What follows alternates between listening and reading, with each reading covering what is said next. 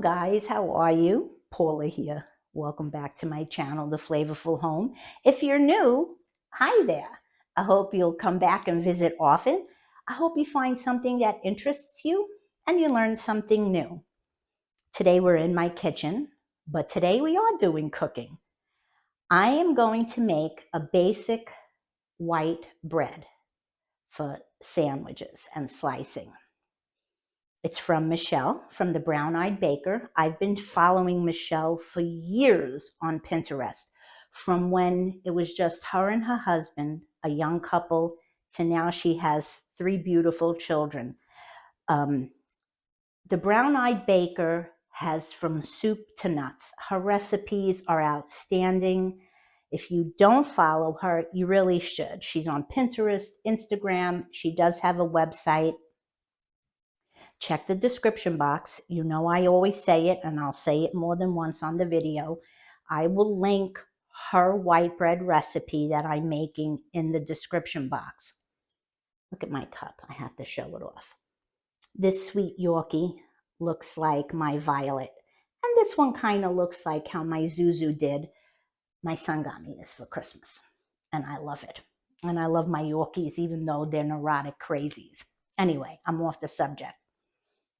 Some folks are participating in, I think it's called the Make Bread 365, something to that effect. As a matter of fact, I don't want to say it wrong. I want to look it up. Make Bread 365, it's called.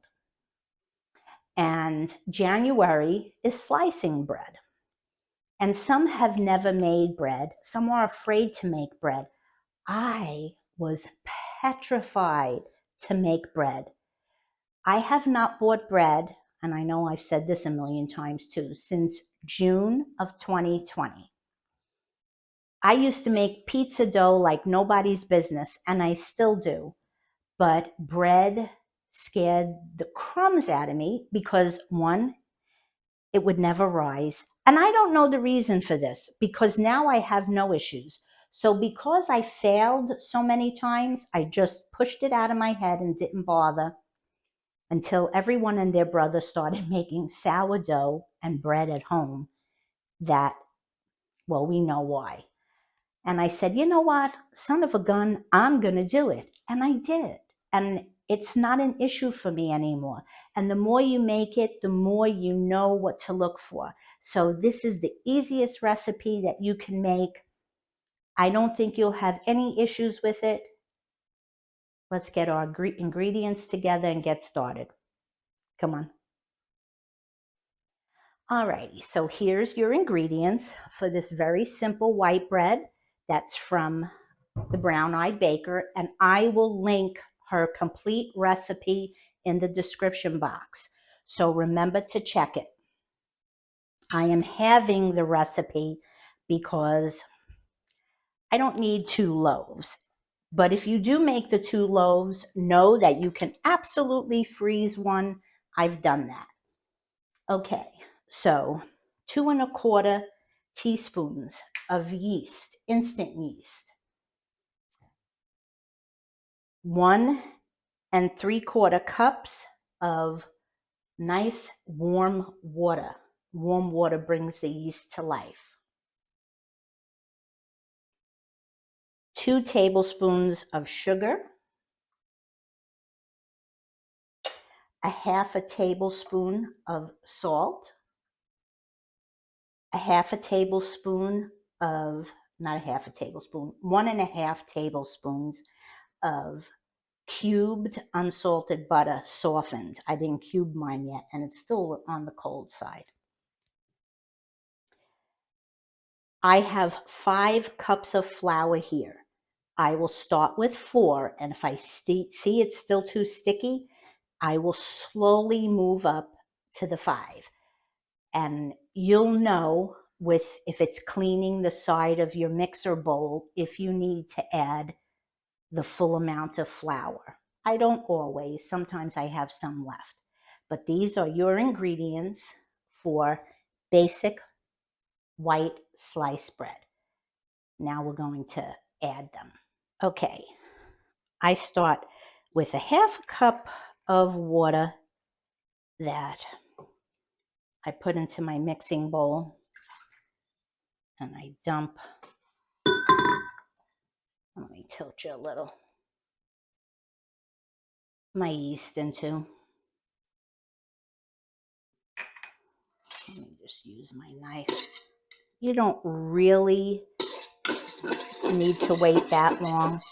She says to wait about 5 minutes, but it is instant yeast, so I really don't worry about it.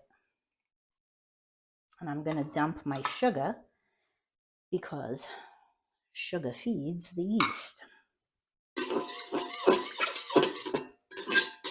So we'll just give it a couple of minutes, and we'll come back when it's ready to add the rest of the ingredients. Okay, I moved you over to where my mixer is. Now you add the rest of the ingredients. I already have the yeast and the sugar. Now you add the remaining water. Like I said, I'm going to start with 4 cups of flour. That's 2, 3, 4. Now I'll add my salt. I always save my salt for last because salt and yeast don't get along. And my butter is all cubed. So that'll go in. And then we will turn this puppy on.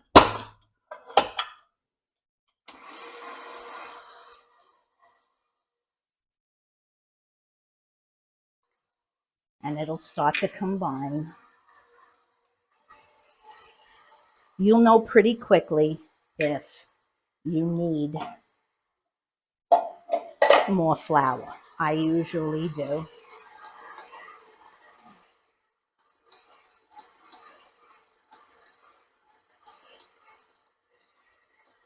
And I have the commercial KitchenAid that I used in my restaurant. And so now I just use it at home, and it works like a champ.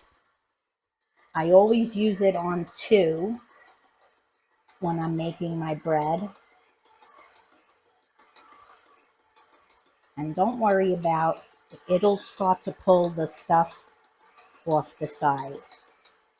You don't need a machine like this to make bread. Your hands work well. Got to work a little harder, but they work just fine. And yes, I am going to need more.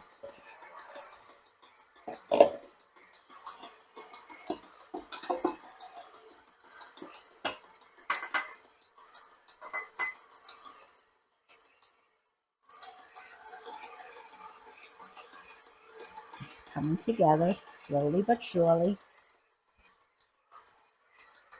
And what I did was, my kitchen is very chilly. And so I need to put my oven on its lowest setting for just a few minutes.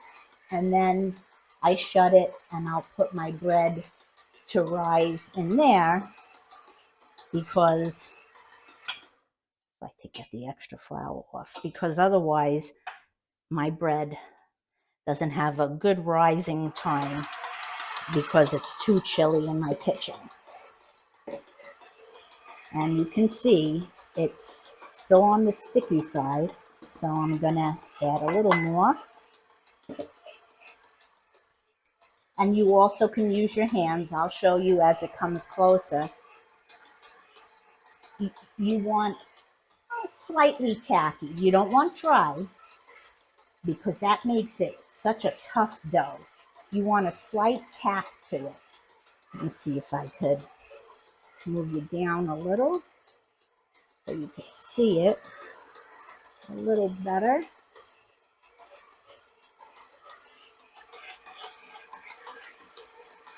It will literally clean this bowl. That is what you're looking for. Let me, it's still too, that's too sticky. It's not sticking to my hands bad, but I can tell from the feel, not quite.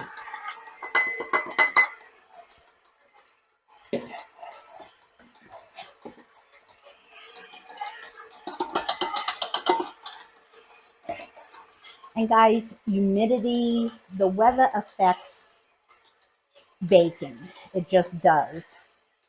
So you may find you need more flour than it's saying you do. And that's okay. That's why you go up in very gradual increments. I've been making this bread for a long time now, so I know what I'm looking for. And the rest of that.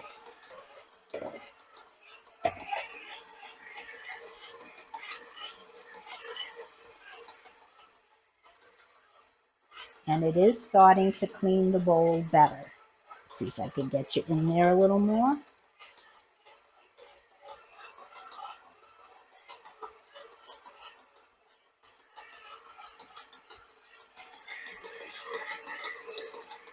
I like to feel it with my hands. This all off.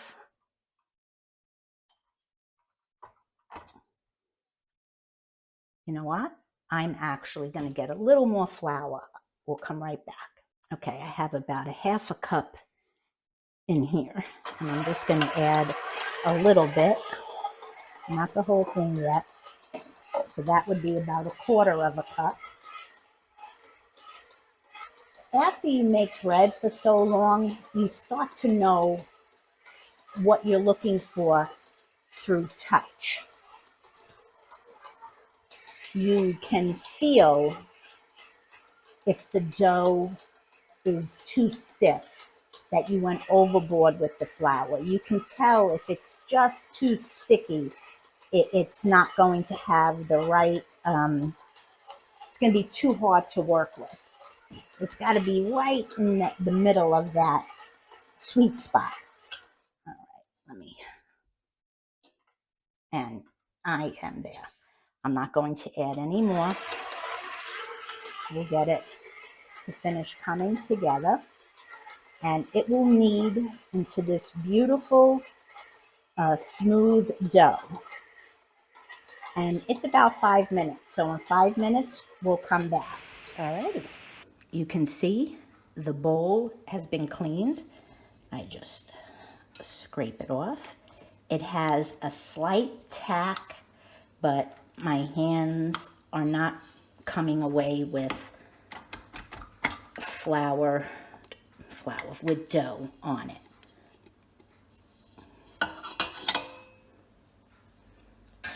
Okay.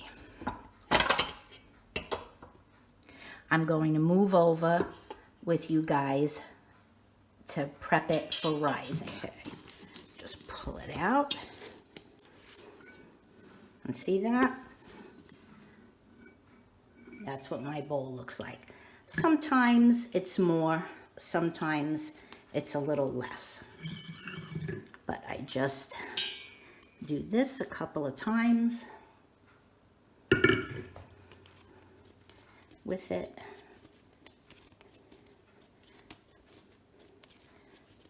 Just to give it a nice ball shape. And then, and yes, I use Pam. Some people don't like it. And that's okay. You could use olive oil if you like. I give my bowl a little spray of Pam. I put it in, give it a spin, and flip it over. And then I put a little plastic wrap on top, and I wait until it rises double in size. So let me give you another little peek. You see, here's my hand, and it's way at the bottom. 45 minutes to about an hour is what it takes. So start checking at 35 minutes, and we'll come back when it's ready. Guys, this is my Pullman pan. I wanted to show you how I prep it. It has a top that goes like this. I very rarely use my top I let my bread rise up. But you want to prep your pan. Do not, in this case, the maker, and I'll put a link to mine in the description, USA pan, says do not use cooking sprays. So I am going to put some Crisco in my pan so that I get an easy release. And it's one less thing I have to do once my bread is ready to go in. And I just go around the sides. I've not had any issue with sticking. At one point, I was actually making bread with no shortening or oil of any kind, and it comes out just fine. So I just give it a light wipe around, and then it's ready to go when my bread is risen the first time, and then it'll rise the second time in here. All right, we'll be back when we're ready to put our loaf in the pan. Alrighty, my friends, it's been 45 minutes. It definitely did not need the hour at all. And excuse the popping, my bacon is crisping up because I am making a jalapeno popper pork roast for dinner, and it calls for crispy bacon. Okay, I'm gonna turn you a little, and you can see how nice and big it's risen up. Before, my hand covered it almost all the way. Now I'm just going to, I'm going to move my Pullman pan out of the way too. And I just push it down. Nothing, I guess you could punch it, but I don't. I press it down, and my counter has been cleaned with a wipe,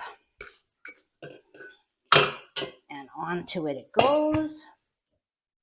I don't even flour my counter. It is not needed for this bread. And then you could put your Pullman pan there to judge for size. But you press it out. And let me tilt you a little more. You want a rectangle. Now you always want to watch your proof time, because there is such a thing as overproofing your bread, which will result in a blowout. And a blowout is when it's baking, the top will just puff right up. An over puffing, for lack of a better word. Okay, I'm going to move my pan, get it stretched. Nice. And then you start rolling it. Get a tight roll going.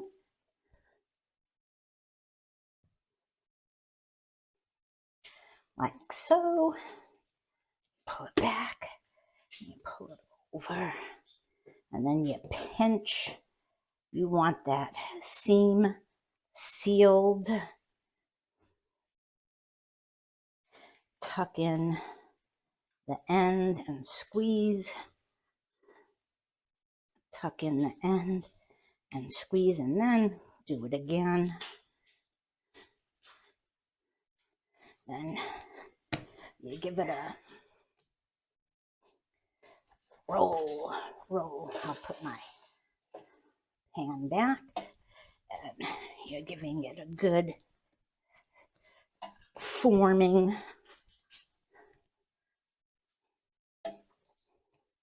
And into the pan, seam side down, and then I press it some more. I really want you to be able to see this, so I just go with my fist from end to end. I tuck that end under. I tuck this end. I'm just tucking it under, and I press, and there you go. Nothing special. And now you're gonna let it rise again for about 30 minutes. In the meantime, you're going to get your oven preheated to 400 degrees. Now for this, and I'm going to pull you over real quick, I am going to use my little side oven here. The rack goes all the way to the bottom, and I preheat it. And while this is preheating, mine will rise, and we'll be back. Alrighty, my darlings, you could see it has puffed up and risen a second time nicely. Let me just tilt you a little more. The other remaining tablespoon and a half of unsalted butter was melted, and you just give it a little swipe, and then the rest you'll put on once it comes out. Just a little, nothing, you don't want to go crazy with it. Now it's going to bake for a total of 35 minutes at 400.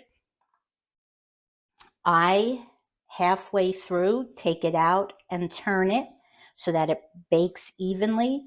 I also will use my thermometer to test it. Bread done is about 191 degrees. I don't like to tap. I just use my thermometer because I know it gives me the exact temperature inside. Do what works for you. Your kitchen, your rules. Always remember that. Okay, I'm going to just turn you this way, and we're going to put her in the oven.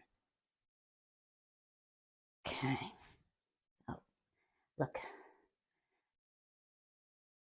Best restaurant in town. That's from my mama. For Christmas.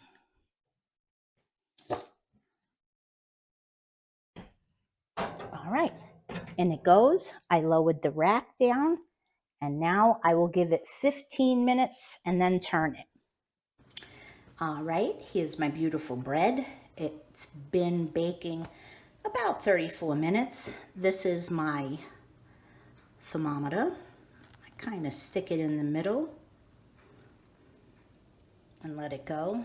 It's not my quick read. My quick read broke, and I'm just being too cheap to buy another one.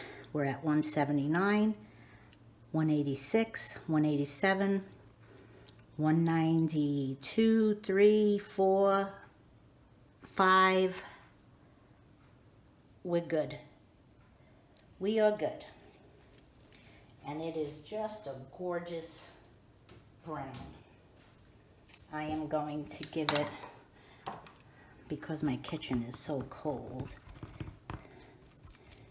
my butter solidified a bit, but the bread's warm enough that it'll melt with no trouble. I do not pull it out right away. I just give it a couple of minutes in here, mainly because I don't feel like burning myself trying to maneuver the pot holders as I flip it over. So I just give it a minute in the pan, and then I flip it onto my rack. As soon as I flip it out, we'll come back. Okay, let's flip this puppy out.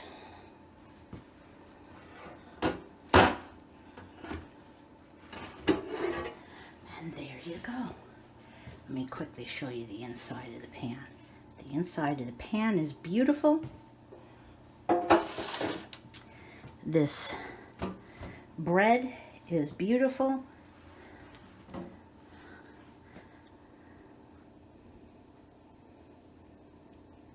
Oh my gosh, folks, it smells so good, but I'm not going to cut it yet. You don't want to cut it when it's hot. That messes up the crumb. You want to let it cool at least for 25 minutes. Try not to do anything for 25 minutes. When I cut it, I'll show you. Alrighty, I'm going to cut just a little piece off the end so you can see it. And I'll tell you now, I really stink at cutting. That's why I need my little cutting board that has the guides. Oh, I made a liar of myself. I actually didn't do so bad this time. But look how beautiful. See that? Nice and soft. Oh, and it smells so good, guys. Let me show you the inside. The lighting is bad now because it's dark out. Let's see how pretty that is.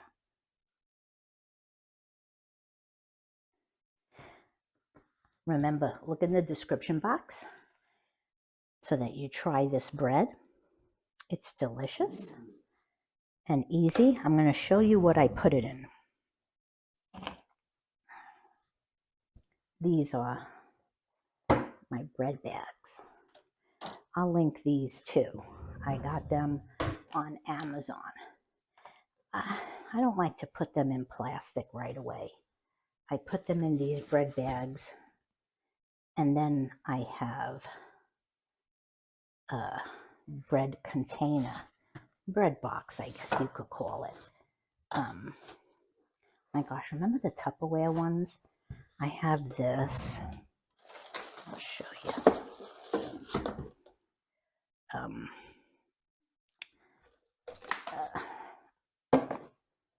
This little box, and it has a cover. I could link that too. But I like to put it in here, and you just pull it closed, and it keeps the bread nice. And then after a day, you could put it in either in a plastic bag or a bread container. Alrighty, friends. That was good. Well, my friends, I hope you enjoyed that recipe. Remember to check the description box, and I'll link her webpage too, so that you can have access to all her fabulous recipes. Remember, don't be afraid. What I try to show with my channel is it can be very easy to cook. And a lot of people are coming back home to traditional meals because everything is going sky high. Everything. Eggs, breads, meats. The prices just keep climbing. And if you can do a little bit of the scratch cooking yourself, you're saving yourself some money, and that's help.